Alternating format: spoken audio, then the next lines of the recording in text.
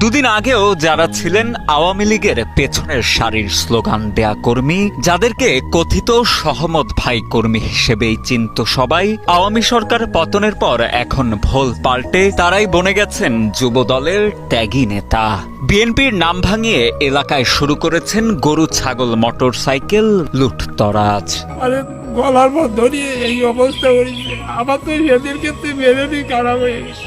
নাও ছোড়া কি কুরল কয় ওই আইতে হলো আমার আর কি এইভাবে ঘুষি দিয়ে আমার এই পোতাটা করলে আমার ঘুষি দিয়ে ঠেলা দিয়ে অনেক কাদার মধ্যে ফেলে দিই। বাগেরহাট সদর উপজেলার স্থানীয় বিএনপি কর্মী নওশের হাওলাদারের ৩ ছেলে জনি, রনি ও রানা হাওলাদার। তাদের মধ্যে জনি হাওলাদারকে একসময় বিষ্ণুপুর ইউনিয়ন শ্রমিক লীগের সভাপতি সুমন হাওলাদারের সাথে বেশ সক্রিয় থাকতে দেখা গেলেও বর্তমানে নিরীহ মানুষের কাছে তিনি নিজেকে পরিচয় দেন যুব দলের ত্যাগী নেতা বলে। রানা, রনি, জনি, নাজমুল, রিজা, এরা আমাদের বাসায় এসে ভাঙচুর করে আমার সেলাই মেশিন আর আমার বড় ভাইয়ের একটা আরএক্স গাড়ি, এই দুটো জিনিস নিয়ে গেছে। রাতে আমার কাকাদের বাসায় আমার ছোট ভাইয়ের একটা গাড়ি ছিল এফজেড, সেই গাড়িটা নিয়ে গেছে। অভিযোগ উঠেছে শুধু জনি একাই নন, দুই ভাই রনি ও রানা হাওলাদারও দেদারসে করে যাচ্ছেন সাধারণ মানুষের ঘের দখল, গরু লুট, মোটরসাইকেল কেড়ে নেয়া, নারীদের শ্লীলতাহানি, বসতবাড়িতে হামলা, ভাঙচুর ও অগ্নিকাণ্ডের মতো বিভিন্ন ধরনের অপকর্ম। তার গোল থেকে 6টা গরু নিয়ে যায়, গাভী, আড়ি বছর সহ, এবং তার জীবনদাসী হুমকি দিচ্ছে। 5টা গরুর দাম হবে 5 লাখ টাকার উপরে। ঘেরের মাছ নিয়ে গেছে 50,000 টাকার উপরে। সব মিলে আমার 6 লক্ষ টাকার মতো লুট করে নিয়ে আমরা গিয়েছি। তারপরে বলেছে কি যে এ গরু দেওয়া যাবে না। আমার আব্বারে মারিছে শুক্রবারে 12টা বাজে বাজারে। আমার আব্বা কোনো দল না, সে নিরীহ।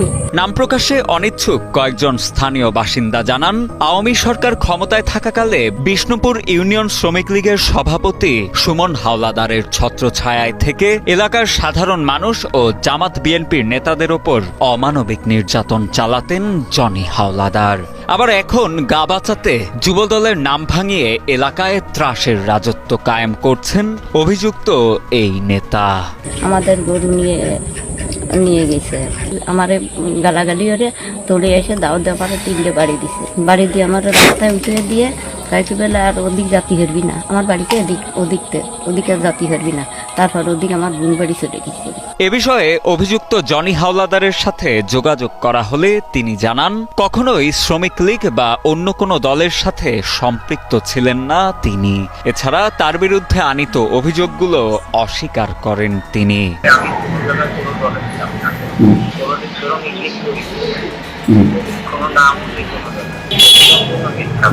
এদিকে বাগেরহাট জেলা অতিরিক্ত পুলিশ সুপার মোহাম্মদ রাসেলুর রহমান জানান, বাগেরহাট সদর, চিতলমারী সহ বেশ কয়েকটি থানায় তার বিরুদ্ধে অভিযোগ পেয়েছে পুলিশ। সেসব থানার ভারপ্রাপ্ত কর্মকর্তাদের অভিযোগগুলো খতিয়ে আইনগত ব্যবস্থা নেওয়ার নির্দেশ দেয়া হয়েছে বলেও জানান তিনি। এই অপরাধী হোক না কেন, অপরাধী কোনো দলের না বা অপরাধী কোনো করছি না, কারো দোষের না, যে অপরাধী হবে তাকে